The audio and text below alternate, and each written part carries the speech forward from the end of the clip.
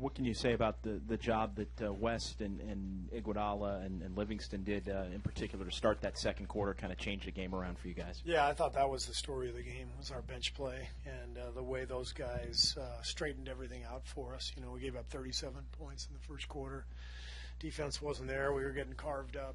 And as usual, that group came in and just settled us down. And then got a lot of good contributions, too. JaVale stayed ready, you know, and played really significant minutes for us tonight. Came in, did an excellent job. Andre, Sean, they were both great. And you know, Clay was really good with that group as well. So it's a nice effort. Did that feel like almost the same script as last game? Go down 10 early, second quarter you come back, third quarter you blow them out? Yeah, it felt like we got going a little bit earlier this time. I felt like we played 3 good quarters tonight, you know, pretty much 2 through 4. Whereas the other night it felt like maybe a quarter and a half. But it was the same formula in terms of falling behind early and having to dig our way out of the hole a little bit. Hey, Steve, right over here. It seemed like JaVale had a good stretch in the third quarter where he got some blocks and he kind of made some plays. What did you see from him today? Just big energy. I mean, that's what JaVale does. You know, he brings that speed and energy, and he was anticipating plays, got a couple blocks, and ran the floor hard. And the crowd loves him here, and so he brought a lot of juice tonight. That was great. How was he? You know, he's been in and out of the lineup. How it seems like he's handled that well. How's he handled? He's handled it well. He's a pro. You know, JaVale's such a good guy, a good teammate. Excuse me. This has not been an easy season for him, and things haven't fallen into place. But he's handled it well, and he's stayed ready as he showed tonight. Hey, Steve, what does it mean to you? You got 250 wins as a coach, and that was, like, I think the fastest pace anyone's ever gotten. Yeah.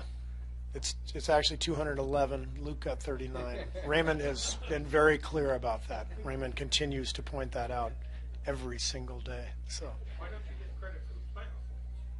Shouldn't it be 47? Yeah. 2 different separate. And can we eliminate the losses that Luke accrued while I was out? There were 4 of them, for God's sakes. I don't know why I have to take those. No, it just means that I inherited a hell of a team with an amazing, talented group of players. Coach, McCaw got the backup minutes for Clay in the first and third quarter. What are you looking for in that spot? Because you've been trying guys out, and how do you think he filled that responsibility tonight? Yeah, I thought Patty was good. Both Pat and Nick will continue to play a role. It'll just depend on what we need. You know, if we need, if there's a matchup we like defensively, I may go with Patty. If I think we need scoring and spacing, I may go with Nick. Both guys just have to stay ready. When David West gets going like that, how much tougher does it make your second unit?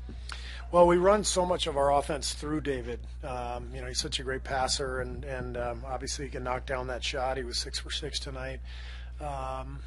So he seems to be doing that every night. You know, I don't know what he's shooting on the year, probably better than 60%.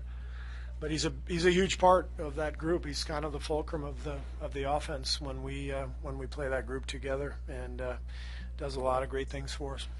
Did the Klay Thompson poster dunk surprise you like it seemed to surprise the whole building? Yeah. Excited our guys. They love when Klay dunks.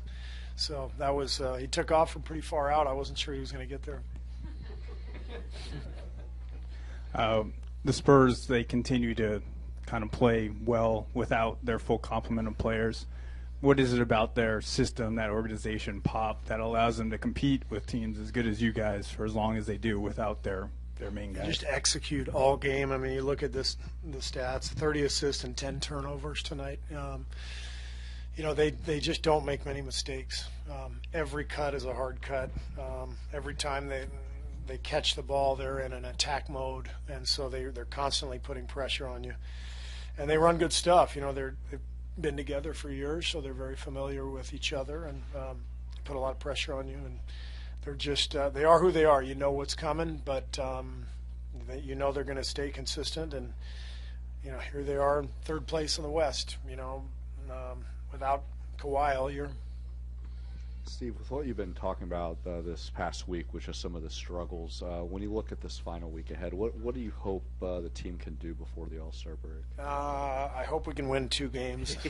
That's about it. No, I like the excuse me. I like the upward trend from the last 2 games, especially the second half of the Dallas game, and then tonight's effort. I think our defense is getting better, and we seem to be finding some better energy. So it'd be great to close the schedule before the break with a couple good efforts defensively. That's the main thing we're looking for. Coach, so much of what the Spurs do on offense is similar to what you guys do.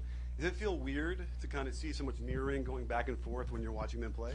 Not really, because obviously I played for Pop and I took a lot of things from him, but so has the whole league.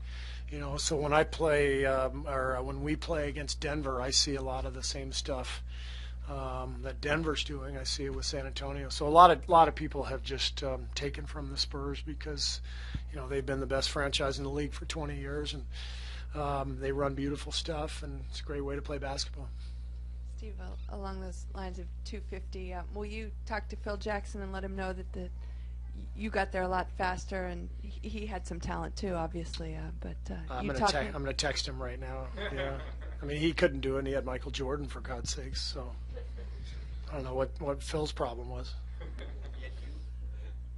Yeah, that was the problem. That was like a Raymond Ritter joke right there.